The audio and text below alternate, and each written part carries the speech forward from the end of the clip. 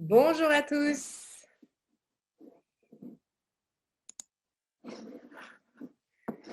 Bonjour, bonjour. Je vous laisse vous installer. Vous avez été très, très nombreux à vous inscrire à cette conférence. En fait, il y a plus de... Enfin, ça a explosé parce que mon webinaire sur Zoom peut accueillir en live 500 personnes et vous avez été plus de 500 à vous inscrire.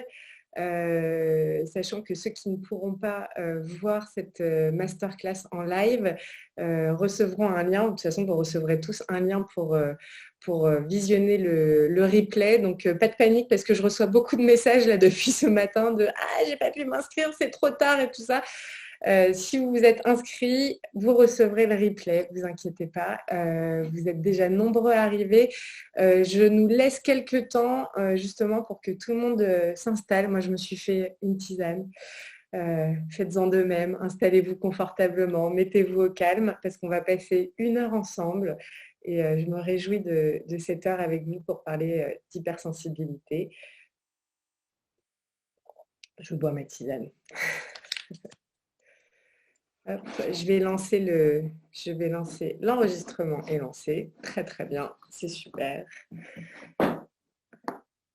101. Alors, vous pouvez, pour ceux qui sont déjà présents, déjà en ligne, vous pouvez soit utiliser, voilà, super, le chat sur le côté, enfin, il y a la petite icône en bas de votre écran, converser ou chat, ouvrez-la.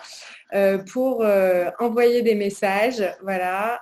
Alors, si vous envoyez des messages, alors les messages qui me sont adressés personnellement, ok, mais sinon, vous pouvez aussi adresser des messages à tout le monde si vous avez des questions. Je pense que ça sera plus simple de poser vos questions ici. N'hésitez pas à poser vos questions pendant que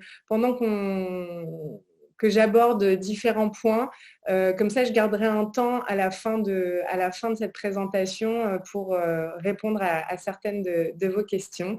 Bonjour, je vous vois tous arriver, c'est cool. Bonjour Isabelle, bonjour Cécile, bonjour Nathalie, bonjour Charlotte, Emmanuel, Jackie, Delphine, c'est trop sympa, Claudia. C'est top. Et il y a aussi les questions-réponses. Bonjour Virginie. Alors c'est plus facile, je pense, d'utiliser vraiment le chat, donc la fonction converser en bas. C'est plus interactif comme ça. Moi, je vois tous les messages qui arrivent. Bonjour. Allez, je laisse encore 2-3 minutes pour que tout le monde s'installe et je commence.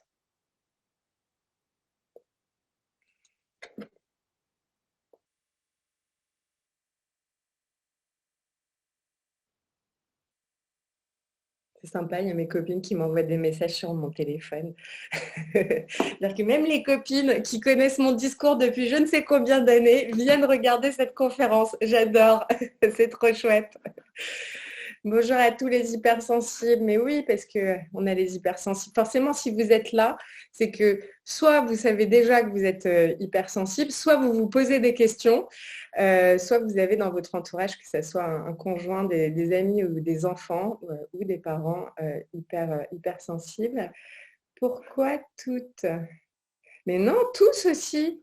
Il y a des hommes, mais oui, bienvenue les hommes. Alors c'est vrai que souvent, les statistiques montrent qu'il y a quand même beaucoup moins d'hommes que de femmes, mais moi je suis tellement contente qu'il y ait des hommes qui s'intéressent à ces sujets, et surtout quand on parle d'hypersensibilité, parce que je trouve que quand on est dans l'hypersensibilité, les hommes sont encore logés à plus mauvaise enseigne que les femmes par rapport à la société, puisque dans les croyances de la société, eh bien, il y a qu'un homme, ça doit être fort, ça ne doit pas pleurer, ça ne doit pas montrer ses émotions, alors que bon, une femme, limite, c'est normal si elle est un peu drama queen, qu'elle pleure et qu'elle montre ses émotions. Donc c'est vrai que pour les hommes, c'est encore plus difficile d'être hypersensible dans une société qui majoritairement ne l'est pas. Je laisse encore 1 minute, désolée. Bonjour à tous les hypersensibles. Mais oui, voilà, merci Fatima. Je laisse encore 1 minute et on commence. Waouh, trop cool. Alors déjà, j'ai une petite question pour vous et vous allez pouvoir répondre rapidement dans le chat. C'est une question à revers, c'est plutôt parmi vous qui, en fait, sait déjà qu'il est hypersensible et est là pour ça aujourd'hui, ou alors se pose des questions, pense l'être ou vient juste par curiosité. Si vous pouvez écrire comme ça la raison de votre venue ici, soit c'est de la curiosité, de l'intérêt, soit vraiment vous êtes déjà hypersensible et vous venez chercher quelques réponses, ou alors c'est dans votre entourage. Attendez, je regarde. Depuis le printemps dernier, ah oui, c'est tout frais, il y a 11 ans. Ok, archi sûr, chouette. Il y en a qui se posent la question, mais oui, et ça se passe en famille aussi, avec nos enfants. Tout mettre, je pense, insensible.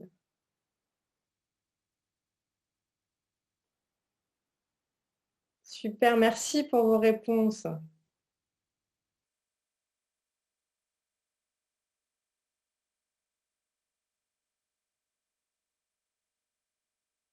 Très bien. Curiosité et pour avoir des pistes pour aider une copine, je voudrais connaître aussi la définition d'hypersensible. Génial. Eh ben, on va commencer là-dessus. Merci. Vous continuez à mettre vos réponses, je les lis. Donc, moi, je vais me présenter déjà. Donc, je suis Audrey Hakoun. Je vais enlever mes lunettes parce que elles me servent à lire de près, mais alors du coup, à moyenne distance, c'est pas terrible. Donc moi, je suis Audrey Hakoun, je suis psychothérapeute, auteure de plusieurs livres de psychologie positive et de pédagogie positive, et je coach, je suis formatrice, formatrice pour des professionnels ou formatrice en entreprise, et je suis hypersensible depuis à peu près 44 ans, puisque c'est mon âge.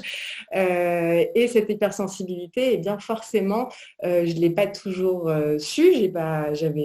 Ça m'a pris beaucoup de temps. Il a fallu que je sois maman pour être sensibilisée, pour comprendre et mettre des mots sur la réalité que je vivais depuis des années. Et c'est donc par l'intermédiaire de mon fils aîné qui, lui, n'allait pas bien quand il avait 8-9 ans et qui a été diagnostiqué au potentiel, enfant précoce, zèbre et hypersensible. Et puis, quand on a commencé à travailler avec lui, à chercher des solutions, puis après, j'ai eu d'autres enfants qui étaient pareils. J'ai commencé, moi, j'étais en thérapie déjà à l'époque, et j'ai commencé à en parler à un thérapeute, de dire, mais voilà, tout ce mal-être que j'ai depuis des années, je me sens décalée, je me sens toujours en décalage avec les autres, j'ai pas confiance en moi, alors que tout me sourit, et que indépendamment de toutes mes réussites, parce que j'étais plutôt élevée dans la performance, donc à l'époque j'étais notaire, oui, parce que mon premier métier c'est notaire, donc moi j'ai fait 7 ans de droit.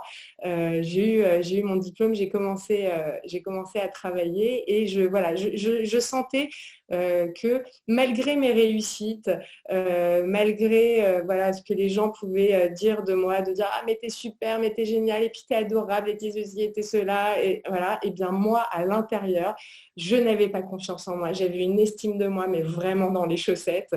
Je souffrais du syndrome de l'imposteur, je comprenais pas quoi. Quand je réussissais, je me disais bon ok, ça doit être du bol, ou alors c'est parce qu'il dit ça parce qu'en fait c'est mes parents, c'est mes amis, ils veulent être gentils avec moi, ou alors je sais pas, c'est la chance, c'est coup de bol si je réussissais, donc syndrome de l'imposteur. Je sentais que j'avais une vie qui était émotionnelle, et une vie interne qui était vraiment pas linéaire. C'était tout le temps les montagnes russes émotionnelles. Je passais du rire aux larmes dans la même journée, voire dans la même, voire dans la même heure. Je sentais que j'étais souvent submergée, fatiguée. J'étais tout le temps fatiguée. Jusqu'à ce que donc je fasse ces recherches-là, jusqu'à ce que je fasse à 25 ans un burn-out qui a été très dur, qui m'a clouée chez moi et au lit pendant plusieurs mois. Et c'est dans cette reconstruction suite à ce burn-out que déjà, j'ai compris qu'il fallait que je me réoriente professionnellement, parce que je n'étais pas sur ma voie. VOIE et VOIX, que j'avais été j'ai pris conscience que j'avais été le bon petit soldat pendant des années, que j'avais fait tout ce qu'on attendait de moi. Je voulais faire plaisir à mes parents, je voulais qu'ils soient fiers de moi. Mais ce n'est pas que les parents, c'est aussi la société, ce que la société attendait de nous par rapport dans une société qui est qui valorise les personnes fortes, qui sont dans la performance, qui travaillent comme des dingues et qui sont capables de gérer 12 milliards de trucs en même temps et qui, à côté de ça, gardent tout le temps leur calme et gèrent les émotions, cette expression que je déteste. On ne gère pas des émotions. C'est pas un cahier comptable des émotions. On peut apprendre à apprivoiser des émotions. Et maintenant, c'est ce que je fais avec les gens que j'accompagne. Je les aide à apprivoiser leurs émotions, mais pas à les gérer et certainement pas à les annihiler, à les annuler, à les étouffer, parce que souvent, la majorité des gens hypersensibles qui vivent mal leur hypersensibilité, leur demande, c'est « mais moi j'aimerais, voilà, c'est tellement dur d'avoir ces montagnes russes émotionnelles, c'est tellement dur d'interpréter les choses, de souffrir, de sentir bizarre, de sentir seul entouré », parce que ça c'est un des drames, je dirais, des hypersensibles, c'est qu'on peut être très entouré, être très aimé même, et pourtant se sentir seul parce qu'on se sent en décalage, parce qu'on ne se sent pas forcément compris. Donc voilà, pour en revenir à juste terminer mon histoire et mon parcours, c'est vrai que voilà, à partir du moment où j'ai réussi à mettre des mots sur ma réalité, sur ce que je vivais, sur mon fonctionnement, et du coup, après ce burn-out, je me suis réorientée vers la psychologie parce que je me suis aperçue que c'était ça qui me passionnait le plus dans la vie, c'était à la fois de comprendre le fonctionnement du cerveau qui est juste incroyable, et donc le fonctionnement humain, le fonctionnement relationnel, la compréhension des systèmes relationnels et d'aider les autres. Et parce que ça faisait partie de moi. Et d'ailleurs, c'est pour ça qu'on venait toujours me chercher. Je ne comprenais pas pourquoi, depuis que j'étais petite, tous les gens venaient me demander conseil, tous les gens venaient pleurer sur mon épaule, tous les gens venaient me raconter leurs problèmes, et moi j'étais toujours là pour tout le monde, pour écouter tout le monde. Et oui, c'est ça, c'est l'empathie, c'est cette empathie-là, c'est aussi cet amour et ces cœurs débordants où voilà, les hypersensibles, et je vais arriver à la définition officielle de l'hypersensibilité, et je vais vous donner dans cette conférence vraiment les caractéristiques de ce fonctionnement, et de voir qu'on peut devenir heureux et être heureux en étant hypersensible. Ce n'est pas qu'un fardeau et un drame dans la vie.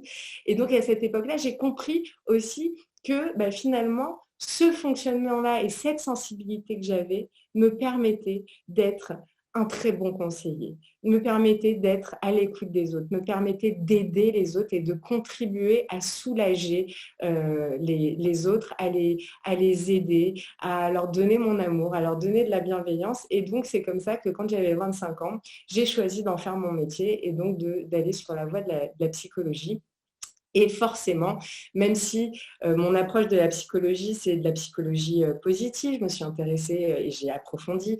Je me suis spécialisée en neurosciences, donc le fonctionnement du cerveau, en hypnose. Enfin, j'ai fait, de toute façon, à chaque fois, voilà, parce qu'il y a aussi la curiosité, à chaque fois qu'il y a quelque chose qui m'intéresse dans un domaine, je vais en apprendre plus pour pouvoir après le transmettre et le partager.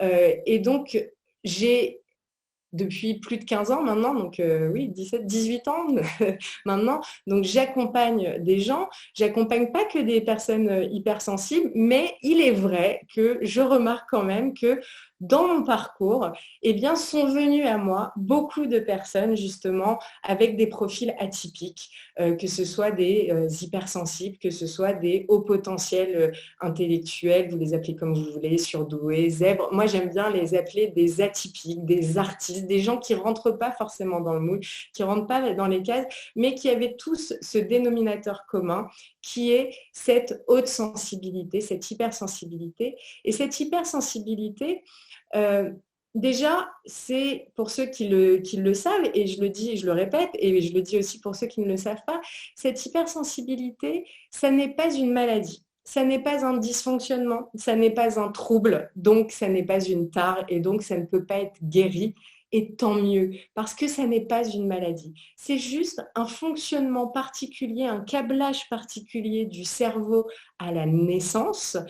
Et on ne devient pas hypersensible. On peut augmenter, la vie peut faire qu'il y a des moments où on a une hyperréactivité émotionnelle plus importante, mais il y a une base déjà innée et de construction et génétique, une prédisposition donc à l'hypersensibilité, un câblage particulier du cerveau qui concerne aujourd'hui, ça concerne entre 20 et 30% de la population mondiale.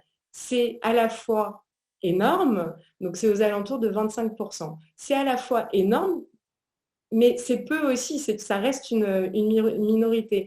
Mais ça veut dire que vous n'êtes pas seul. Ça veut dire que vous qui êtes derrière votre écran et qui vous posez des questions mais est-ce que je suis normale? Est-ce que je ne devrais pas faire des efforts? Est-ce que je ne devrais pas m'endurcir? Finalement, les autres y arrivent très très bien et moi j'ai l'impression d'être le seul ou la seule à ne pas avoir confiance en moi, à me trouver nulle, à décevoir, à culpabiliser, toutes ces choses-là, à ne pas être assez. C'est ce qui revient souvent quand on entend les hypersensibles et notamment les hypersensibles blessés, c'est-à-dire, moi je fais la différence entre la notion d'hypersensible blessé et non conscient, c'est-à-dire ceux qui ne savent pas vraiment comment ça fonctionne l'hypersensibilité et qui n'ont pas appris à apprivoiser leur fonctionnement. Donc il y a les hypersensibles qui sont blessés et non conscients et il y a les hypersensibles conscients et outillés, c'est-à-dire qui ont mis en place et qui ont appris comment faire de ce fonctionnement-là un atout et une force dans leur vie pour s'épanouir et pour être heureux. Et donc, ce qui revient souvent chez les hypersensibles blessés et non conscients, eh bien, c'est cette phrase de « je ne suis pas assez ». Soit je ne suis pas assez, soit je suis trop, soit voilà, pas assez ou trop. Tu fais trop de drame, tu es une drama queen ou un drama queen, tu prends les choses trop à cœur, t'en fais une histoire personnelle. Ou alors, le discours intérieur qu'on peut se dire quand on est un hypersensible blessé qui est « je ne suis pas assez bien, je ne suis pas assez rapide, je ne suis pas assez brillant, je ne suis pas assez drôle, je ne suis pas assez organisé ». C'est le pas assez ou le trop qui caractérise aussi ce mal-être et le fait d'être décalé. Sauf que voilà, il y a 25% de gens qui sont comme vous, même si vous ne le savez pas. Et ça, c'est une bonne nouvelle parce qu'on se sent moins seul. La mauvaise nouvelle, c'est que nous vivons quand même, ça veut dire qu'il reste 75% de la population qui n'est pas hypersensible, qui est normosensible, on va dire, enfin juste sensible, ou alors pas très sensible même. Et malheureusement, la société s'est organisée et a été organisée principalement par des gens qui n'ont pas cette haute et cette grande sensibilité et donc qui ont des critères finalement et des critères de réussite, des critères d'épanouissement et des critères de bonheur, de bien-être, de fonctionnement, de compréhension du monde qui n'est pas adapté et qui ne respecte pas ces 25% de gens hypersensibles qui ne les comprennent pas. C'est ça, 75% qui ne nous comprennent pas, dit Laurence. Et c'est exactement ça. Et c'est ça qui nous renvoie, du coup, cette sensation donc d'incompréhension, mais du coup, cette sensation aussi d'être moins bien. Parce que l'hypersensible, qu'est-ce qu'il va faire? Au lieu de se dire, bon, bah ok, il y a 75% qui sont comme ça, et moi, je suis comme ça, et je l'assume et je l'affirme, et finalement, c'est génial, et je vais tirer parti de mon fonctionnement pour pouvoir contribuer au monde à ma manière, et je suis un atout. La majorité des hypersensibles ne se disent pas ça. Ils se disent, je suis un raté, je suis un nul, et je suis passé à côté de ma vie, et je suis inadapté social, même dans ma famille. Alors après, voilà, si on rentre dans la famille, je suis une mauvaise fille, je suis une mauvaise mère, je suis un mauvais conjoint, un mauvais père, tout ce que vous voulez. Donc 75% qui ont du mal à comprendre le fonctionnement des hypersensibles et qui ont créé un monde dont les règles sont adaptées pour les 75% et moins pour ces 25%. Alors que ça n'a pas toujours été le cas. Si, et ça c'est une question d'évolution du cerveau et on le comprend avec le fonctionnement de notre cerveau. Si on revient au monde des hommes préhistoriques, à l'époque des hommes préhistoriques, eh bien, les leaders, les chefs de tribu, les sages, donc ceux vraiment qui embarquaient et qui prenaient soin et qui dirigeaient finalement les tribus d'hommes préhistoriques, eh bien, c'était les hypersensibles. Et ça, c'est génial de se le dire. Et ça s'explique scientifiquement. C'est-à-dire qu'à cette époque-là, il fallait des hommes et des femmes qui aient un cerveau en état de vigilance, qui ait un cerveau qui va vite, qui ait un cerveau qui arrive à capter plein, les chamans aussi, quand je dis les sages, bien sûr, tous les sages d'une manière générale, qui arrivent à capter des signaux faibles, qui arrivent à capter plein d'informations, à avoir cette intuition pour se sauver, pour se défendre, pour protéger le groupe, pour se défendre des intempéries, pour se défendre des animaux sauvages, pour se défendre des autres tribus. Donc les leaders, les chefs, les sages, les chamans, c'était les hypersensibles. Et qu'est-ce qui s'est passé? C'est que finalement, les hypersensibles ont continué leur évolution et ça se transmet. Il y a une partie qui est héréditaire dans l'hypersensibilité, sauf que avec l'évolution du monde et de l'humanité, eh bien, tous les jours, on ne rencontre plus en bas de chez nous des tigres à dents de sable et donc il y a eu moins de raisons de maintenir cette agilité-là, de valoriser cette agilité-là. Et donc, ce sont d'autres types et d'autres profils de personnes, beaucoup plus rationnels, beaucoup plus coupés de leurs émotions, qui ont pris le lead. Moi, je ne suis pas pour faire de révolution d'une manière générale et je ne suis pas... cette conférence n'est pas un plaidoyer pour dire hypersensible, révoltez-vous et retournez le monde et prenons le pouvoir. Non, pas du tout. Moi, mon rêve, et c'est ma mission, et c'est ce que je fais, c'est à la fois de redonner du pouvoir, mais du pouvoir intérieur, et redonner de la puissance plus que du pouvoir aux hypersensibles pour qu'ils trouvent leur place exactement dans ce monde et pour qu'ils voient à quel point justement leur merveilleux fonctionnement peut être utile et qu'avec ce fonctionnement-là, ils peuvent contribuer et aider à améliorer le monde. Et puis, mon autre mission, c'est de faire de l'information et d'informer justement tous ceux qui ne sont pas hypersensibles et de leur faire passer le message que dans leur famille, dans leurs entreprises, il y a des personnes qui ont ce fonctionnement-là, que c'est un fonctionnement qui est génial, que ce ne sont pas des personnes qui sont faibles et fragiles, loin de là, parce que par expérience, eh bien, finalement, on se rend compte que les personnes hypersensibles ont une capacité de résilience bien supérieure à la moyenne et sont des personnes plutôt très fortes, malgré les apparences, et que ce n'est pas parce qu'on a la larme facile et qu'on pleure devant des publicités un peu débile, on va dire, qu'on ait des petites choses fragiles. Non, ça veut dire que justement, ce cerveau qui est très sensible, qui capte plein d'informations, eh bien, va être parfois parasité, va être submergé et va entraîner une réactivité émotionnelle qui fait que oui, on peut pleurer. Moi, je pleure même en regardant des matchs de sport à la télé. Voilà, tout peut être émouvant et ça va me faire pleurer. Mais les larmes n'ont rien à voir avec la faiblesse ou la fragilité. Et donc ça, c'est très important de le comprendre, c'est très important de l'affirmer et c'est aussi important de comprendre que c'est parce qu'on a cette capacité à s'émouvoir, cette capacité à ouvrir son cœur, à avoir cette empathie, à avoir cette intuition, qu'on va pouvoir la mettre au service des autres, mettre toute sa générosité, toute sa curiosité, sa tendresse, son amour, sa bienveillance, toutes ces qualités-là au service des autres, à commencer par sa famille, son entreprise, la société, sa rue, sa commune et le monde en général. Le coup des pleurs pendant un match de sport, je me sens moins seule. Mais oui, Thomas, mais moi je pleure pour tout, même un thriller qui fait méga flipper, je suis capable de trouver les 30 secondes dans le thriller, genre la minute, machin. Alors, et tout le monde me regarde du genre, tu pleures? C'est bizarre. Oui, ça me fait pleurer. Donc, et c'est fatigant et épuisant. Alors, je ne pleure jamais, mais me retrouve dans toute cette description. Alors ça, c'est très intéressant. Parce que souvent, il y a des gens qui se disent, bah non, alors vu que souvent l'hypersensibilité est présentée comme, alors les hypersensibles en fait c'est les pleureurs et les pleureuses de base, hein. Voilà, et donc on réduit l'hypersensibilité juste au niveau des pleurs et à la chochotterie des gens. Alors du coup, bah, il y a plein de gens qui disent, bah ouais, non mais moi je pleure pas en fait, donc ça veut dire que je ne suis pas hypersensible. Alors peut-être que oui, peut-être. Mais peut-être que non, et c'est pour ça qu'il y a plein d'autres critères qui expliquent l'hypersensibilité, en tout cas qui peuvent confirmer ce fonctionnement-là.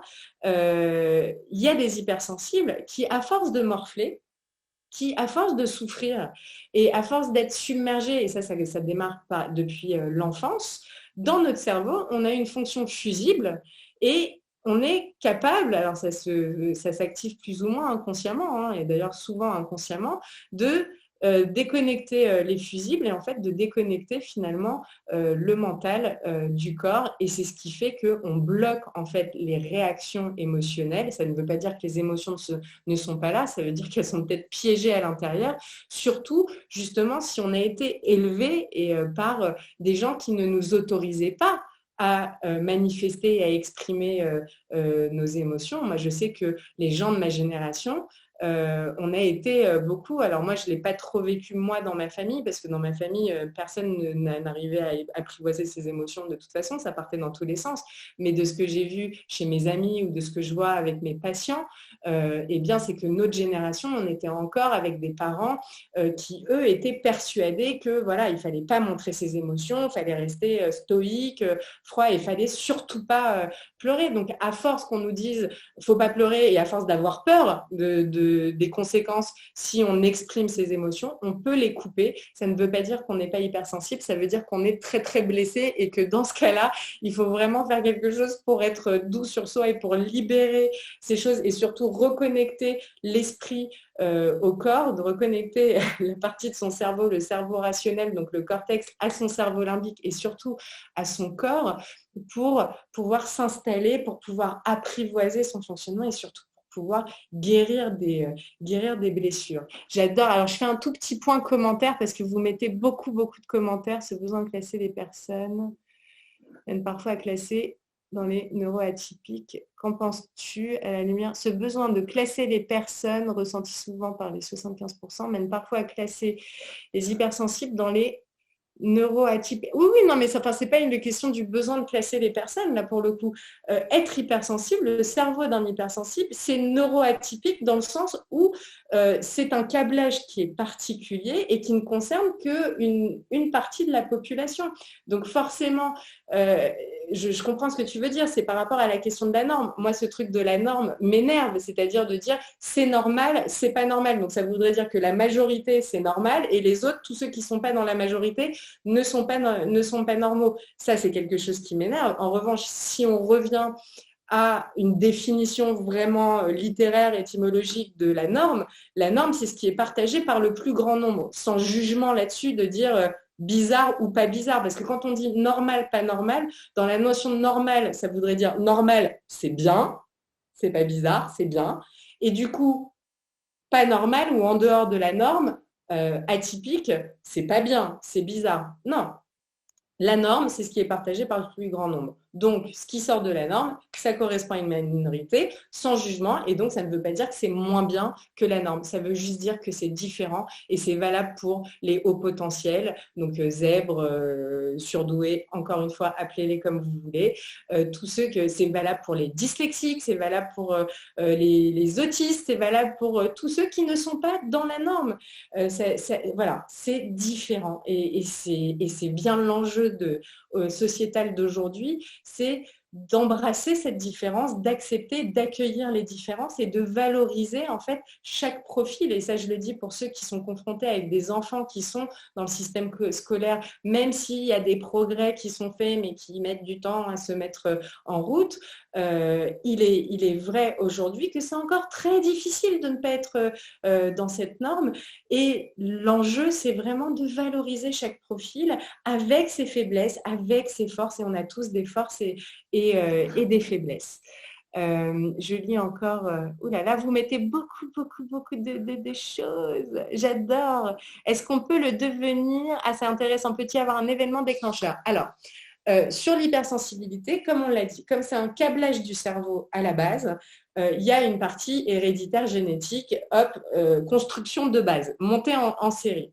Après, en fonction de la vie qu'on va avoir, c'est-à-dire en fonction de la famille dans laquelle on tombe et de l'éducation qu'on va avoir et de l'environnement affectif qu'on va avoir, et puis après de l'école et de l'extérieur et de la société, il y a des environnements et des histoires de vie qui vont d'entrée de jeu accueillir cette hypersensibilité, qui ne vont pas en faire un problème et qui vont s'adapter et qui vont respecter. Et donc ça, ce sont des gens, des hypersensibles qui vont avoir plus de chances d'apprivoiser très très vite leur fonctionnement, d'exprimer leurs émotions, de prendre la main en fait, de prendre les clés de la bagnole et de piloter leur voiture et de kiffer leur voyage. Et qui vont ne pas développer trop de niveaux d'anxiété et de stress et de troubles. Et puis, il y a les hypersensibles, les mêmes, plugués à la naissance comme ça, qui vont vivre des situations de vie, donc soit par leur environnement, où l'environnement va être dur, va les brimer, ne pas les comprendre, ceux qui vont vivre après peut-être des traumatismes, ceux qui vont vivre des brimades, du harcèlement, des choses très difficiles, qui là, en fait, ne va pas déclencher, puisque l'hypersensibilité, elle est là de toute façon, mais elle va s'exacerber, ou alors on va développer des troubles. Et c'est d'ailleurs comme ça que certains hypersensibles qui peuvent vivre un traumatisme, qui peuvent vivre des choses vraiment très très difficiles, vont pouvoir même basculer du côté de la pathologie. L'hypersensibilité, ça n'est pas un trouble, ça n'est pas une pathologie, mais dans certaines pathologies, on s'aperçoit qu'il y a des gens qui étaient hypersensibles et qui ont eu trop de souffrance ou qui ont été trop blessés, trop brimés et qui du coup ont basculé et ont développé des troubles ou ont développé des pathologies. Pas de climat de confiance autour de moi, on ne m'a jamais demandé. Qui es-tu? Eh bien, c'est le moment de faire comprendre qui tu es. Alors, il y a quelqu'un qui dit « Tu ressembles à une ballerine ». Qui est-ce qui dit ça? C'est Anne-Marie. Tu ressembles à une ballerine qui fait une chorégraphie. Alors, merci beaucoup. Mais ça veut dire que je parle beaucoup avec les mains. Et c'est vrai. Et en fait, ça aussi, ça fait partie de mon hypersensibilité. C'est-à-dire que mon hypersensibilité et mon expression passent par le corps. Alors ça, c'est pas chez tous les hypersensibles. Et alors là, c'est une autre définition que je vais vous donner. Dans l'hypersensibilité, on pense souvent que les hypersensibles sont des petites choses complètement introverties, timides et qui ne veulent pas se montrer. C'est vrai. Alors c'est vrai. Chaque hypersensible a vraiment cette part, et moi je l'ai aussi, a vraiment cette part d'introversion, de timidité, parce qu'il y a vraiment un problème d'estime de soi et de confiance en soi, et on a du mal à se montrer et on a du mal à prendre sa voix en fait, et à trouver sa voix et à poser sa voix. Mais chez les hypersensibles, il n'y a pas que des personnes introverties, il y a aussi des personnes qui sont extravertis, complètement extravertis. Il y a même des hypersensibles qui sont chercheurs de sensations fortes et qui vont avoir des conduites un peu à risque, qui vont chercher le grand frisson, qui vont aller faire des montagnes russes, qui adorent regarder des films gore. Alors la majorité des hypersensibles quand même, tous les trucs visuels, surtout gore, sang, machin et tout ça, ça peut être assez traumatisant, mais il y a des hypersensibles qui cherchent ces sensations fortes et après qui vont chercher des sensations fortes aussi dans les drogues, dans l'alcool, dans la conduite à grande vitesse, dans des sports dangereux ou extrêmes. Voilà. Et puis, il y a une autre, j'aime pas les catégories, mais il y a un autre profil qui s'appelle les hypersensibles ambivertis, c'est-à-dire qu'on est les deux. On peut être à la fois introverti, avoir besoin d'être seul, avoir ce sentiment aussi, enfin avoir cette timidité ou cette réserve ou ce besoin de se poser et de pas forcément parler quand on est dans un groupe, mais d'observer beaucoup d'observation parce que ça c'est une des caractéristiques de l'hypersensibilité. C'est vraiment le traitement profond de l'information. C'est Hélène Aron, donc c'est une psychologue américaine, ça a été vraiment la première à parler du trait d'hypersensibilité et justement de faire comprendre que ça n'était pas une maladie, pas une pathologie, pas un trouble, mais que c'était juste voilà, un trait inné, un câblage du cerveau à la naissance qui avait un fonctionnement particulier et spécifique. Et dans ce fonctionnement particulier et spécifique, on retrouve chez tous les hypersensibles ce besoin, c'est même pas un besoin, c'est comme ça, c'est le traitement en profondeur de l'information. Ça veut dire que ce sont des cerveaux qui pensent en arborescence, où il y a certainement beaucoup plus, il n'y a pas plus de neurones, on a tous à peu près le même nombre de neurones, c'est-à-dire des milliards de milliards, mais en tout cas qui font plus facilement des liens et des connexions neuronales et qui attrapent plein de petits détails, beaucoup de détails, qui perçoivent des détails très infimes, qui brassent beaucoup d'informations et qui ont besoin d'analyser, de rentrer en profondeur dans l'information, ce qui fait que certainement vous surinterprétez des situations. Moi, c'est ma spécialité quand même de surinterpréter des situations, c'est-à-dire que je vais tellement triturer les choses dans tous les sens dans ma tête que du coup, je vais élaborer des théories et des thèses incroyable. C'est aussi d'être aspiré dans des processus de pensée où on ne se rend pas compte que ça fait 3 plombes qu'on est en train de réfléchir, ce qui peut bloquer un peu la mise en œuvre. Donc ça, je parle pour le travail. Ceux qui sont un peu, c'est comme ça qu'on comprend que quand on est hypersensible, alors en plus du manque de confiance en soi et en plus du syndrome de l'imposteur, on a aussi un vrai problème de perfectionnisme et de procrastination qui est lié à nos émotions, bien évidemment, mais aussi au fait que notre cerveau étudie tellement toutes les hypothèses par rapport à une situation donnée que du coup, on n'arrive pas à prendre des décisions, que c'est très difficile de faire des choix, qu'on a besoin d'aller au fond des choses et aller au bout de chaque chose qu'on fait. Alors, ou pas, parce que parfois, on peut aussi être des zappeurs et beaucoup zapper les choses, mais en tout cas, quand on est touché par quelque chose, passionné ou qu'on a à cœur, que ça nous tient vraiment à cœur, on va essayer de comprendre et il y a ce rapport à la compréhension. On veut comprendre les choses, on veut comprendre les rapports, on veut comprendre pourquoi les gens, pourquoi ça se passe ça, pourquoi je ressens ça. Et donc, c'est très en profondeur. C'est pour ça que du coup, dans le travail, on peut avoir du mal à mettre en œuvre les choses. C'est aussi pour ça que les hypersensibles ont besoin souvent et vont vers ça et même rêvent de ça, d'aller en profondeur dans les relations avec les autres et pas forcément avec plein de personnes, mais ça les intéresse pas d'être un hypersensible en général, ça l'intéresse pas trop de parler de la pluie et du beau temps, d'aller dans le small talk, de oui ça va, machin, on a de commenter 2 secondes de l'actualité ou les réseaux sociaux. Lui, quand il rentre en connexion avec quelqu'un, il a envie de tout savoir de cette personne, il a envie de comprendre son fonctionnement, de comprendre ses valeurs, de comprendre ses rêves, de parler de manière authentique, de parler de manière profonde, philosophique, émotionnelle, de rentrer en profondeur. Et c'est là le grand drame aussi, souvent, et ce sentiment de solitude, c'est que c'est rare, et c'est rare, ou en tout cas, on ne peut pas tout le temps l'avoir avec tout le monde. On ne peut pas avoir ce genre de relation et ce genre de discussion profonde, authentique, importante avec tout le monde dans la vie de tous les jours. Et donc, ça peut créer souvent de la frustration. Donc voilà, c'est cette première caractéristique. Et je n'ai pas oublié que je vous avais dit que j'étais ambivertie comme certains hypersensibles, donc à la fois introvertie, à la fois donc ce besoin voilà, de traiter l'information en profondeur et donc qui demande aussi de s'isoler et qui demande de se mettre en retrait et d'observer et d'analyser et à la fois aussi d'être très extraverti sur plein d'autres choses. Et alors je le suis d'autant plus que ça fait des années que je travaille sur mon hypersensibilité et sur ce qui me gênait, moi, dans mon quotidien, ce qui m'empêchait de prendre ma place, ce qui m'empêchait de m'épanouir. Et donc, je suis contente puisque avec tout ce travail-là que j'ai fait, eh bien, aujourd'hui, ça me permet d'être devant vous, de prendre la parole très souvent. Ça m'a permis d'écrire des livres, ce que j'aurais jamais osé faire pendant des années, de faire tout ce que je fais aujourd'hui, en fait. Eh bien, j'aurais jamais osé le faire.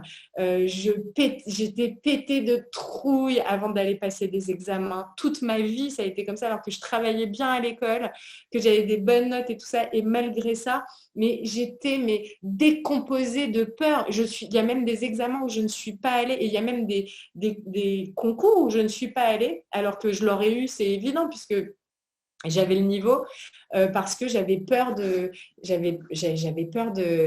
aller.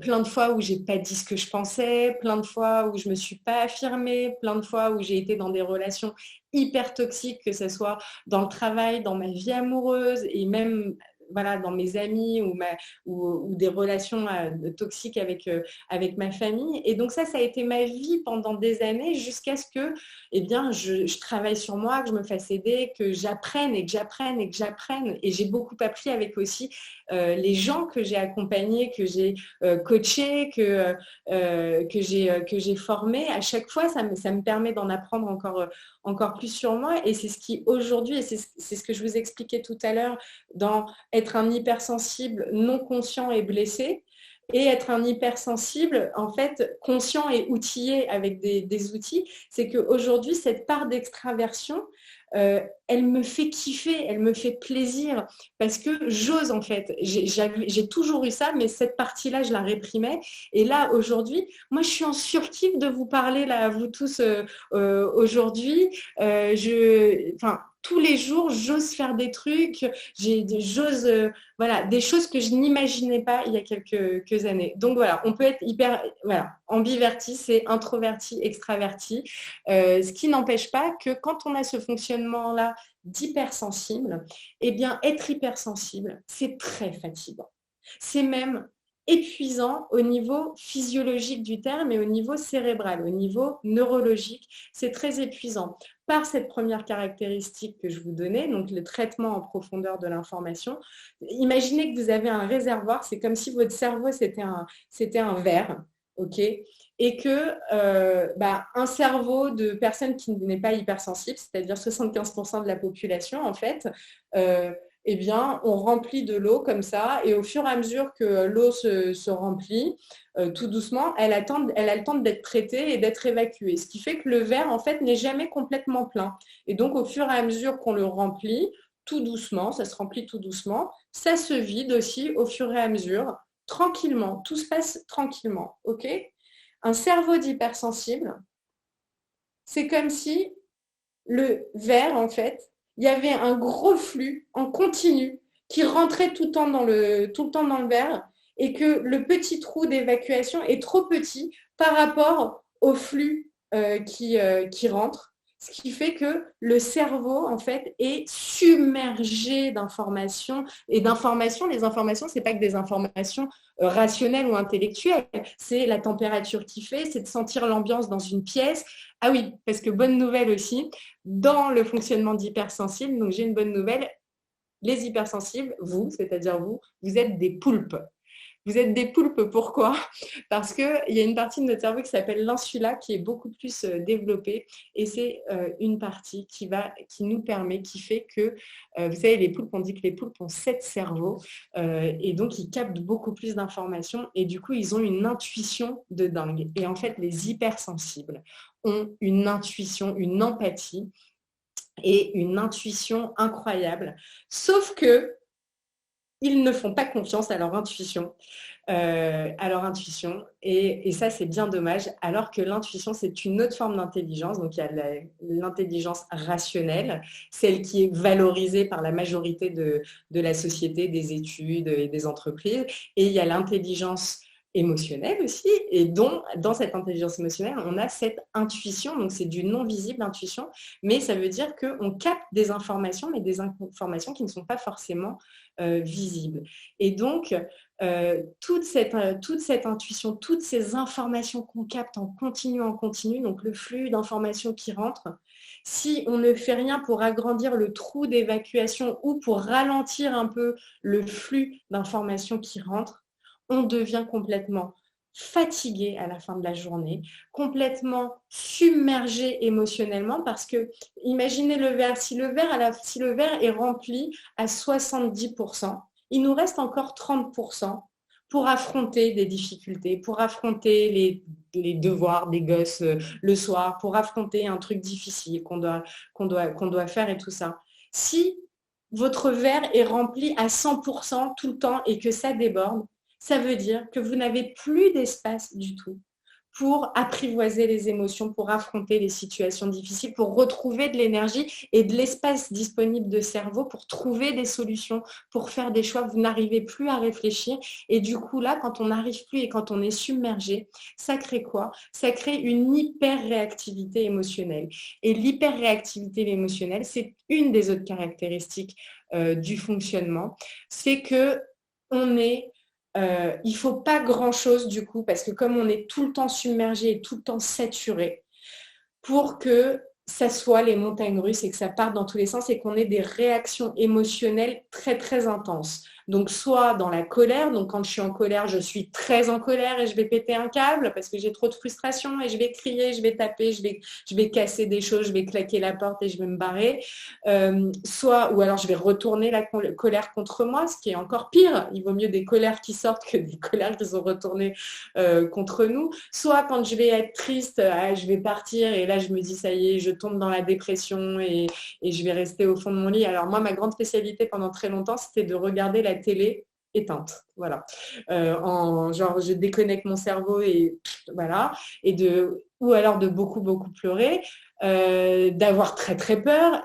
Donc on a une propension quand même en plus chez les hypersensibles à l'anxiété et au stress. Alors le stress, c'est pas une maladie en soi, c'est un syndrome d'adaptation à notre environnement, mais du coup quand on capte toutes ces choses-là et quand il y a cette hyperréactivité émotionnelle et cette fatigue et qu'on ne prend pas soin de son fonctionnement, eh bien, on va être beaucoup plus sujet, on va moins bien s'adapter aux événements et aux choses. Et du coup, on va avoir des symptômes de ce qu'on appelle du mauvais stress ou de l'anxiété ou des angoisses, donc ça c'est corporel, qui vont se manifester, donc d'épuisement, de fatigue, de troubles du sommeil, de maux de tête, d'hypersudation, de transpiration et d'autres après, de troubles digestifs et après d'autres symptômes. Et cette hyperréactivité émotionnelle, c'est pas une fatalité, c'est-à-dire qu'elle existe, elle est chouette aussi parce que ça veut dire que quand on est joyeux et quand on est bien, eh bien, on vit les choses avec intensité. Ça veut dire qu'on a une capacité aussi à s'émerveiller et à s'émerveiller pour des tout petits détails, parce qu'encore une fois, on est dans les tout petits détails, à s'émerveiller de la beauté du monde, à s'horrifier de son atrocité aussi. Mais vous voyez, c'est toujours la même chose. Et c'est pour ça que je dis aux hypersensibles qui viennent me voir et qui me disent mais j'en ai marre et j'en peux plus et moi j'aimerais limite qu'on fasse une lobotomie et de plus rien ressentir ou alors je vais aller prendre des cachets pour machin. Je dis mais oui, mais si vous vous coupez en effet des émotions inconfortables et que du coup vous ne voulez plus ressentir ces émotions inconfortables parce que c'est dur pour vous, vous allez aussi vous couper de tout ce qui est beau, de tout ce qui fait que la vie vaut la peine d'être vécue, de l'amour, vous allez vous couper de votre sensualité, vous allez vous couper de l'émerveillement, vous allez vous couper de votre créativité, de votre curiosité, du sel de la vie, de la saveur de la vie. Donc ça, c'est le package de base. Après, c'est pas une fatalité que ça soit tout le temps les montagnes russes, que ce soit des extrêmes. Et moi, quand j'accompagne les gens, c'est ce que je leur montre. Je leur donne des outils et des outils vraiment qui correspondent au fonctionnement du cerveau des hypersensibles parce qu'il y a des choses très concrètes à faire pour réguler, pour apprivoiser, pour qu'on ne soit pas tout le temps dans cette hyper-réactivité émotionnelle. Sachant qu'une autre caractéristique du fonctionnement hypersensible, c'est la surstimulation sensorielle. On dit aussi en français hyperesthésie. Je vais vous le noter. Je vais vous noter le mot. Hop. hyper. Alors sans les lunettes, c'est compliqué.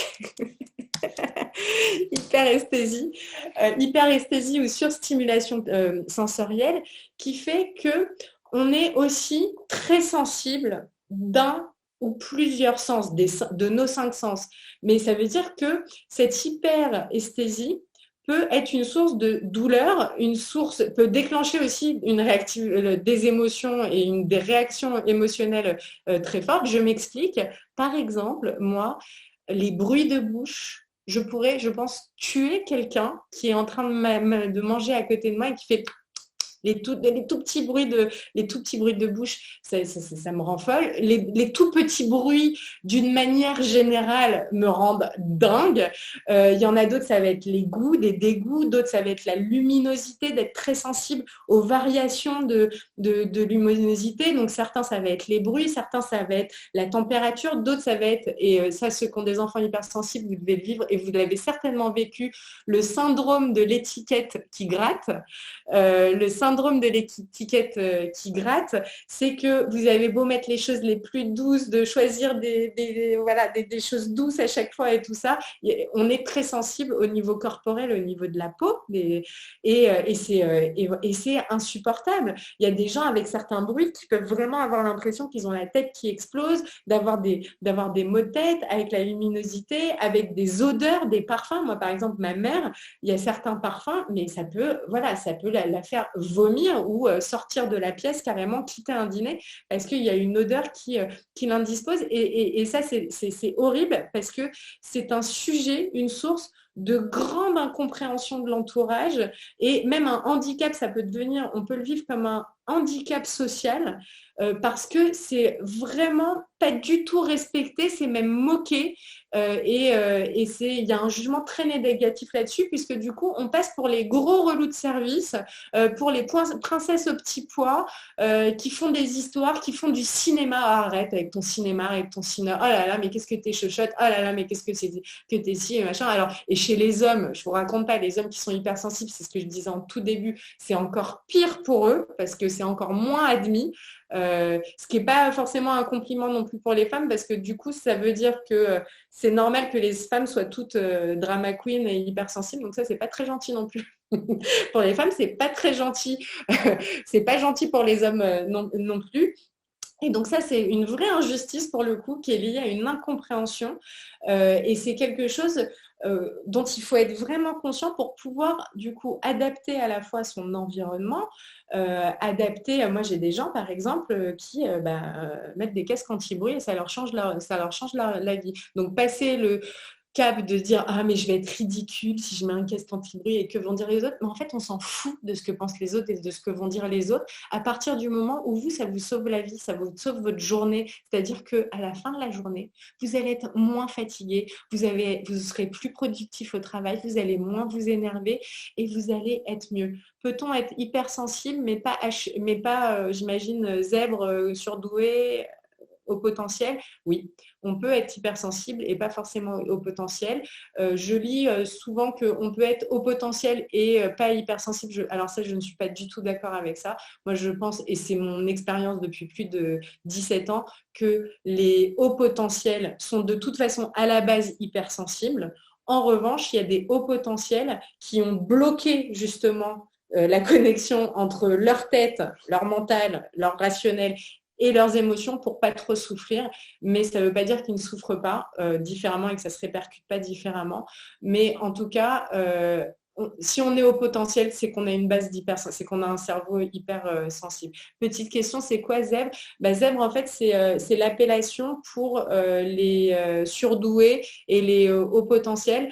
Ça avait été trouvé par Jeanne Siofachin il y a quelques années quand elle avait écrit son livre et qui avait choisi de les appeler les zèbres parce qu'à l'époque, on était encore aussi et encore aujourd'hui dans une société où dire surdoué, c'était un gros mot, c'était hyper mal vu, genre c'est hyper prétentieux. Donc, elle avait dit c'est des drôles de zèbres et c'était pour marquer l'atypisme en fait du fonctionnement. avons-nous tendance à nous saboter en tant qu'hypersensible? Mais oui, bien évidemment, c'est vraiment un des drames de l'hypersensible, c'est de ne pas croire en lui-même, c'est-à-dire que de ne pas faire preuve de compassion, de ne pas s'aimer en fait. Et moi, c'est ce que je fais avec les personnes que j'accompagne et dans les coachings. Une grosse partie du travail, c'est d'apprendre à s'aimer, c'est de prendre sa place, de prendre confiance en soi, de regonfler, mais plus que l'estime de soi, parce que l'estime de soi, souvent, elle est liée au regard des autres, et c'est ce qui nous pousse à être perfectionniste, à vouloir toujours être parfaite, à vouloir en faire plus et à nous épuiser, à vouloir faire plaisir aux autres. Les hypersensibles veulent faire tout le temps plaisir aux autres, veulent plaire. Pourquoi? Parce qu'ils ont besoin d'être aimés, besoin d'être reconnus. Et comme ils ne sont pas reconnus pour ce qu'ils sont, alors ils essayent d'être quelqu'un d'autre et donc d'être dans le faire plaisir, quitte à renier ce qu'ils sont. Et ça, c'est terrible. C'est terrible. Et moi, c'est tout le travail que je fais, c'est ça. C'est vraiment d'apprendre aux hypersensibles déjà à comprendre leur fonctionnement, premièrement. Et j'espère qu'aujourd'hui, vous en avez compris un peu plus. Deuxièmement, de les outiller, de donner des outils, et des outils très concrets, que ce soit des outils par rapport au cerveau, par rapport à notre hygiène de vie, des outils de communication pour apprivoiser son fonctionnement, pour savoir fixer des limites avec les autres, pour respecter ses besoins. Et il y a une grande partie de travail sur l'autocompassion, sur vraiment devenir ami avec soi, parce qu'il n'y a que, et j'adore dire ça, et c'est vrai que ça passe aussi, voilà, syndrome du Saint-Bernard, dévouement et sacrifice, donc c'est sortir du dévouement et du sacrifice.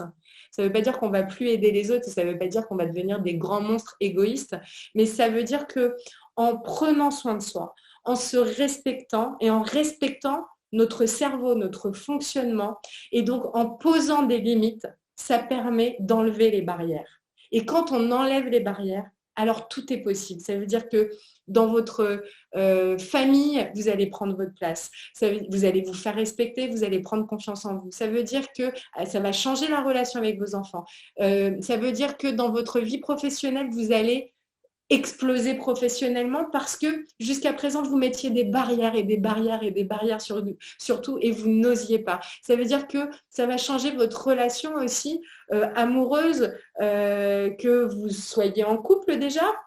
Alors parfois ça fait des surprises et on prend des décisions, mais parfois ça permet de voir les choses complètement différemment et c'est génial. Ou si vous n'êtes pas en couple, ça va vous permettre de trouver peut-être enfin la bonne personne. Et parce que ça, alors ça, moi je peux en parler, je l'ai vécu pendant des années, c'est-à-dire que pendant des années, j'ai tellement essayé d'être aimée, tellement essayé d'être quelqu'un d'autre que qui j'étais, de ne pas montrer forcément mes faiblesses, d'être toujours forte, d'être toujours ceci, que je suis tombée sur des personnes, soit sur des personnes qui ne me correspondaient pas, soit je suis tombée sur des personnes qui ont carrément profité de ma gentillesse, profité de mon démouvant, profité de ma foi et de ma vraiment foi au sens faith, espoir et de mon optimisme, de ma joie de vivre, vraiment profiter. Donc moi j'ai été vraiment dans des relations aussi, la relation toxique avec des manipulateurs, je connais très bien. Et malheureusement, et que ce soit dans la vie amoureuse, dans la famille ou dans le travail. Et malheureusement, je connais trop d'hypersensibles, que ce soit des hommes ou que ce soit des femmes, qui tombent dans ce panneau-là. Parce que c'est des proies les plus faciles pour les manipulateurs qui ont bien vu l'intérêt d'avoir avec eux quelqu'un qui les valorise en permanence et qui ne se met jamais en avant, quelqu'un qui est aux petits soins de tout, quelqu'un qui va faire le job quoi qu'il arrive, et ça c'est insupportable. Sauf que ça n'est pas une fatalité, c'est-à-dire qu'en travaillant sur soi, en mettant en place, alors ça demande de changer des choses dans son comportement, ça demande de mettre en place des choses déjà pour prendre soin de notre machine, pour ne pas être épuisé, pour notre verre réussir à ralentir un peu le débit, agrandir aussi la purge, pour pouvoir se poser, pour pouvoir avoir de l'énergie. Ça demande donc d'apprendre à fixer des limites saines, je vous dis, pour lever les barrières. Et voilà, et vous parlez beaucoup de culpabilité, mais c'est ça, c'est la culpabilité, c'est ce que j'explique, et on a fait là dans le, vous savez, pour ceux qui m'ont suivi, je suis en train de terminer le premier groupe, un coaching de groupe spécial hypersensible, et avec, alors là, il y avait que des femmes, j'aimerais bien qu'il y ait un homme ou deux un jour qui viennent aussi, et donc là, c'est un groupe de femmes, et on a fait un gros travail autour de la culpabilité, autour de la compassion, parce que la culpabilité, ça ne sert à rien, c'est même à contre-emploi la culpabilité, puisque ça a été prouvé scientifiquement que la culpabilité vient bloquer dans notre cerveau le centre de l'apprentissage et le centre du changement. Ça veut dire que quand on culpabilise et quand on porte un jugement négatif sur soi-même, eh bien, au lieu de pouvoir avancer, de tirer les leçons de ce qui s'est passé, on va s'auto-flageller, on va se dévaloriser, on va se porter encore plus de croyances négatives sur nous-mêmes et on va se juger. Alors que quand on arrive à travailler la compassion, à ne plus être dans la culpabilité, alors quoi qu'il se soit passé, et même si on a merdé, même si on a fait une erreur, on va pouvoir juste prendre la responsabilité de ce qui s'est passé et comprendre quel besoin, qu'est-ce qui a fait que j'en arrive là, pour en tirer une leçon, pour ne pas recommencer ou pour faire différemment après. Et c'est tout ça le travail pour devenir un hypersensible conscient et outillé. C'est aussi, je vous entends beaucoup parler, là je vous lis, de Kundalini. Alors la Kundalini, oui, bien évidemment, et ça se rapproche de ce que moi je pratique. Donc moi je pratique l'hypnose symbolique, et donc l'hypnose symbolique se rapproche de ce travail de méditation en Kundalini, puisque de manière très symbolique et en utilisant voilà, les grands archétypes, les grands symboles, on va aller guérir des blessures. Alors bien évidemment, ce qui est le plus connu, c'est l'enfant intérieur blessé, ça fait certainement que vous en avez entendu parler. C'est d'aller guérir son féminin blessé, d'aller guérir son masculin blessé, d'aller guérir le critique qui est en nous, pour arriver justement à de la compassion, à prendre la responsabilité, c'est d'aller mobiliser des ressources qui sont en nous, qu'on a tous. Et en plus, les hypersensibles ont des ressources extraordinaires, mais de tels talents dont certains n'ont même pas conscience, je suis sûre, aujourd'hui. Notre gentillesse, justement, notre amour, notre envie d'aider les autres, le cœur qui est ouvert, d'avoir un cœur ouvert comme un hypersensible, c'est une vraie force, c'est un vrai talent. Et puis avec cette hypersensibilité, il y a la curiosité. Je parle de l'hypersensibilité quand elle n'est pas bridée, quand elle n'est pas blessée. Il y a de la curiosité, il y a de l'innovation, il y a de la créativité. Et quand je parle de créativité, c'est pas que un pinceau dans la main ou de la musique ou artistique. La créativité, c'est le fait de d'avoir des nouvelles idées, de trouver des solutions aux choses. Il y a cette empathie et ce lien aux autres qui fait que quand c'est bien apprivoisé et quand du coup on arrive à maîtriser ce qu'on appelle la contagion émotionnelle, parce que l'hypersensible, quand il n'est pas bien équilibré au sens conscient et outillé, c'est une vraie éponge, donc il se chope, contagion émotionnelle, toutes les émotions des autres, et donc du coup ça l'épuise encore plus. Mais quand ça, c'est vraiment bien apprivoisé, alors un hypersensible, ça devient un élément extraordinaire dans une équipe de travail. Ça devient un ami génial qui ne sera pas forcément toujours disponible, qui ne va pas dire oui à tout, mais quand il va dire oui, alors là, il va se lancer à fond. C'est quelqu'un, voilà, c'est quelqu'un. En fait, le truc, c'est que quelqu'un d'hypersensible, c'est vraiment le meilleur ami qu'on peut avoir, le meilleur parent, le meilleur collègue qu'on peut avoir à partir du moment où cet hypersensible-là fixe les bonnes limites.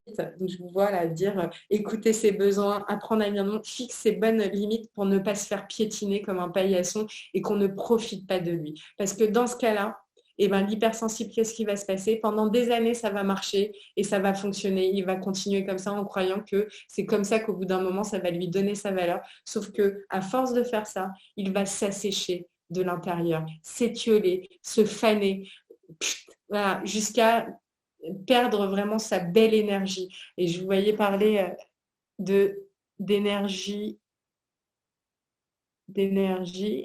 C'est bien, il y en a qui font leur pub. Vous avez raison. Faut partager les bons plans. Et oui, c'est vraiment la question de l'énergie. Euh, d'avoir des outils énergétiques, d'avoir des outils et une hygiène de vie. Et vraiment, c'est ce que moi, je fais au quotidien et c'est ce que j'invite. Enfin, en même temps, ils n'ont pas le choix et c'est pour ça qu'ils viennent me voir, c'est pour être coachés et que j'invite les personnes que j'accompagne à mettre en place. C'est vraiment cette hygiène de vie quotidienne qui permet de préserver à la fois notre cerveau, à la fois nos émotions, à la fois notre corps, mais de préserver notre énergie. C'est prendre soin de soi pour mieux prendre soin des autres. Et en tant qu'hypersensible, on aime prendre soin des autres. Mais d'abord, il faut prendre soin de soi pour aussi éviter de tomber dans les griffes des personnes qui profitent de cette belle énergie et qui vont où on va se mettre dans une relation complètement toxique.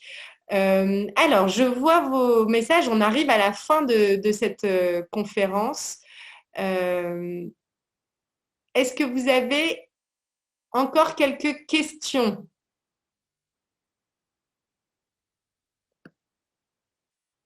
Hop. Je vais regarder là des questions. Je suis hypersensible. Oui, alors ça, j'ai répondu sur la précocité intellectuelle, zèbre, machin. C'est vraiment lié. Euh, alors, je vois, peut-on bloquer cette sensibilité créée comme une carapace ou un masque autour de nous? Oui, alors ça n'est vraiment pas, c'est vraiment pas souhaitable du tout, de bloquer la sensibilité comme je vous l'ai dit, mais plutôt, justement, pour ceux qui seraient déjà bloqués et qui ont cette carapace, le travail, ça va être d'enlever des couches de carapace. Je vois une autre question. Attendez, peut-on utiliser notre hypersensibilité en avantage et en faire un super pouvoir? Oui, alors je pensais y avoir répondu déjà, mais c'est vraiment ça, c'est-à-dire que notre hypersensibilité qui nous confère vraiment une super force, à la fois de résilience, une intelligence humaine, une intelligence émotionnelle, une intuition, de la créativité, de la générosité, de la curiosité, c'est une force. Mais pour pouvoir utiliser ça, il faut avoir apprivoisé le fonctionnement pour dégager l'énergie et pour prendre confiance en soi, prendre confiance en ses talents pour pouvoir après les utiliser. Et en fait, ils sont là, les talents. Vous avez cette force en vous. Mais si vous avez l'impression de ne pas l'utiliser, d'en faire une force professionnellement et personnellement, c'est parce que vous êtes encore trop blessé ou trop parasité par votre culpabilité, par votre syndrome de l'imposteur, par votre manque de confiance en vous, par le fait de vous sentir décalé et par votre fatigue, par votre épuisement, parce que vous n'avez pas encore apprivoisé l'énergie de l'hypersensible. Sachant que j'aime bien donner cette image-là, souvent, quand on est hypersensible et quand on a un cerveau hypersensible, c'est un petit peu comme si on avait le pied sur la pédale à fond de la voiture et qu'en même temps on freinait. Ça peut pas marcher. Ça peut pas marcher. C'est-à-dire qu'on a envie d'embrayer, on a envie d'y aller, on a envie de passer la vitesse supérieure, mais en même temps, on met le pied sur le frein. Et c'est vrai que le travail sur soi, ça va permettre justement de lever un peu le frein et d'appuyer peut-être un peu moins vite pour pas aller faire des sorties de route et aller dans le mur, mais d'arriver à jauger cet équilibre-là et cette énergie et surtout de faire sortir ces super pouvoirs. Est-ce que les hypersensibles sont plus disposés à se prendre de plein fouet les variations hormonales comme le syndrome prémenstruel?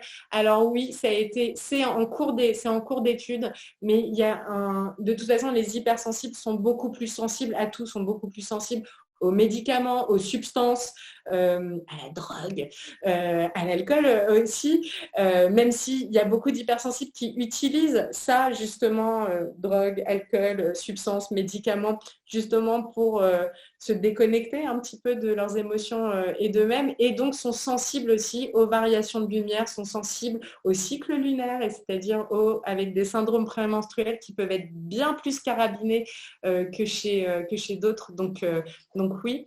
Avant de terminer terminer, je vois que vous avez plein de questions.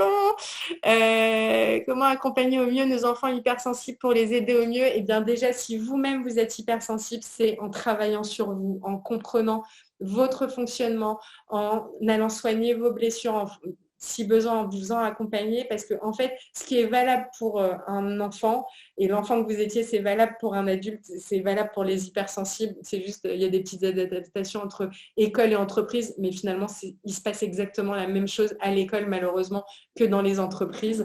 Et donc, c'est d'apprendre, vous, à prendre soin de vous, à comprendre comment ça fonctionne, l'hypersensible, et d'appliquer après les outils et d'appliquer ce qui vous fait du bien et ce qui préserve votre cerveau, ce qui préserve votre énergie, d'apprendre à fixer des limites et de l'apprendre à vos enfants, donc avec vos enfants de faire exactement la même chose. Et une manière d'aider vos enfants aussi, et je le sais parce que je viens d'une famille d'hypersensibles et j'ai des enfants hypersensibles, c'est que ça part de vous, d'arriver à apprivoiser aussi votre hyperréactivité émotionnelle pour pas que ça fasse caisse de résonance à la maison où ça part dans tous les sens et on crie et on s'énerve et on pleure et on claque des portes et on dit des choses sur le moment qu'on ne pense pas du tout mais qui sont blessantes quand même. Donc finalement, ça part déjà de vous. Si vous voulez accompagner vos enfants, travailler sur vous. Oui, regardez les suppléments alimentaires. Alors moi, je ne suis pas nutritionniste, mais ça vaut vraiment le coup d'aller voir. Oui, et le sommeil. Et bien évidemment, dormir beaucoup. Et ça, c'est vrai que chez les hypersensibles, contrairement à ce que certains hypersensibles, et j'en faisais partie, peuvent penser, oui, non, mais moi, je suis toujours à fond et j'ai besoin de 4 heures de sommeil par nuit. C'est faux et archi faux. Moi, pendant des années, j'ai dormi 5 heures par nuit et je pensais que j'étais au top et que j'étais une petite dormeuse.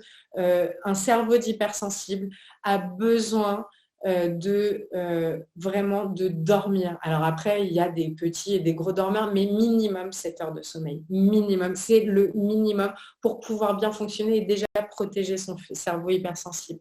Mon petit groupe de coaching spécifique hypersensible. Ah oui, alors c'est vraiment une expérience extraordinaire. Ça fait des années que donc j'accompagne en one-to-one, en individuel, des hypersensibles et des profils atypiques. Et je pense que je fais du bon travail en individuel et que voilà, on a eu des très très bons résultats avec tous les gens que j'ai accompagnés et ça me gratifie et c'est génial et j'en suis la plus heureuse.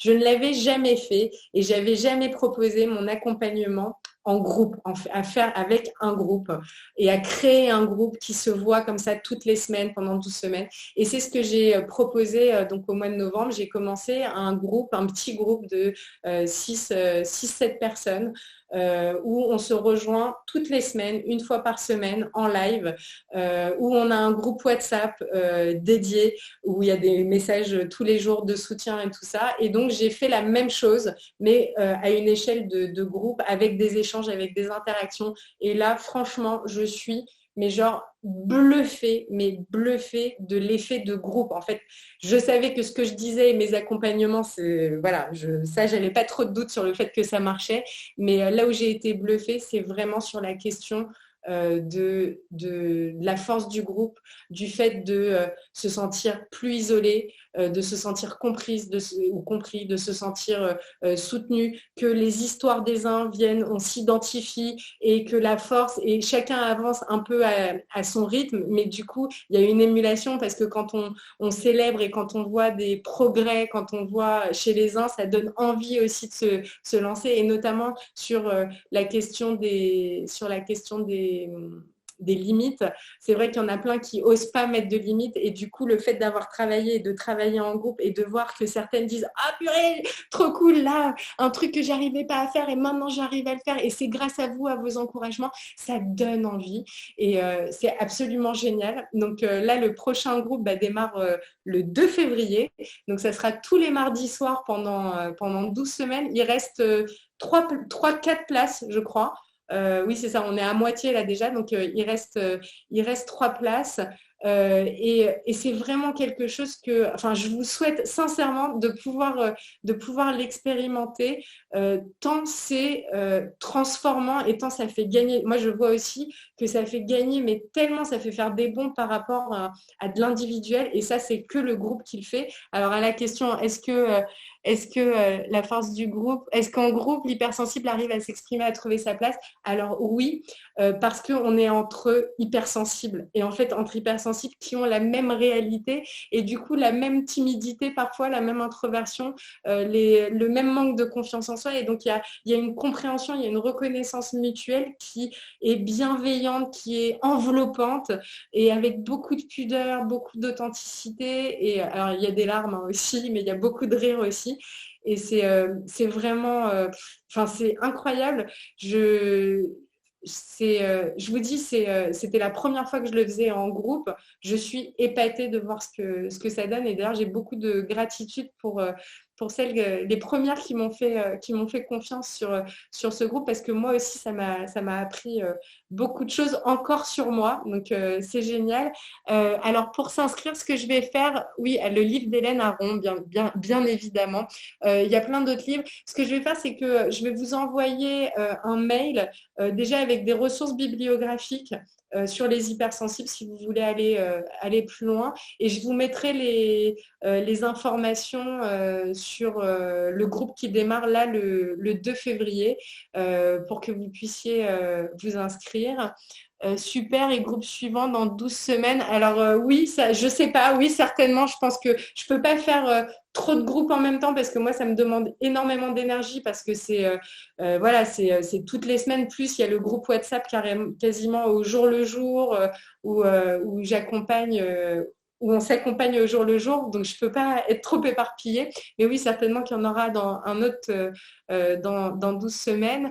Ça veut dire quoi en groupe, en individuel? Alors, quand on est aussi HPI, oui, parce que sincèrement, enfin, dans les gens qui viennent me voir, il se trouve qu'il y a quand même beaucoup de HPI, il y a quand même une corrélation entre hypersensible et HPI. Donc, en général, les gens qui viennent me voir sont des personnalités atypiques, hypersensibles, HPI. Donc, vous êtes vraiment, vraiment bienvenus. Et si vous vous retrouvez là-dedans, n'hésitez pas. Alors, hypersensible, HPI ou TSA. Alors, après, TSA, ça dépend vraiment aussi du niveau de trouble pour le coup. Voilà, si on est autiste, Asperger, bien évidemment, si on a des troubles qui nous empêchent de suivre, de suivre le groupe ou que ça nous met trop en panique, là, ça va être plus compliqué. Mais oui, bien évidemment. En tout cas, moi, je vous remercie beaucoup pour votre participation. J'ai adoré partager avec vous voilà, sur ce sujet.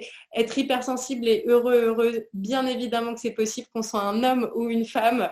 Et surtout, on a une force tellement incroyable et une résilience tellement incroyable que je souhaite à tout le monde et à tous les hypersensibles d'arriver à guérir certaines blessures et à prendre soin d'eux pour pouvoir faire sortir et s'épanouir. Et parce que vraiment, comme on dit, sky is the limit. Une fois qu'on est conscient et outillé, la vie est tellement plus belle. Je vous embrasse très fort. Vous pourrez revoir le replay. Vous allez avoir le lien avec le replay.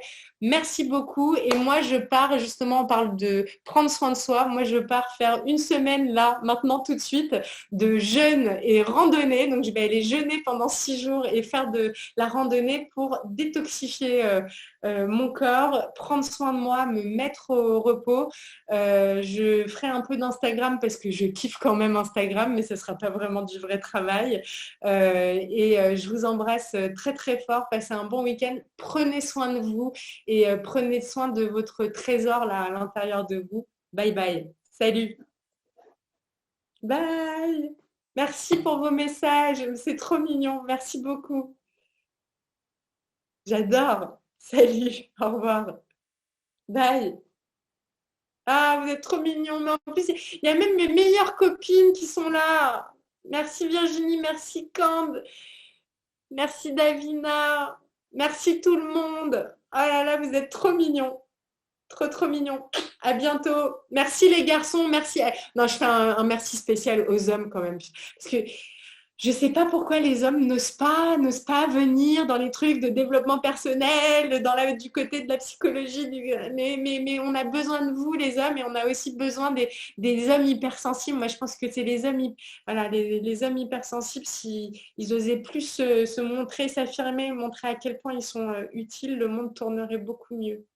Je vous embrasse fort. Mais oui, merci Sylvain. Cool, merci Emmanuel. Merci Thomas. C'est les noms que j'ai vus de garçons qui sont passés. Merci Jackie. Je vous embrasse. Bye.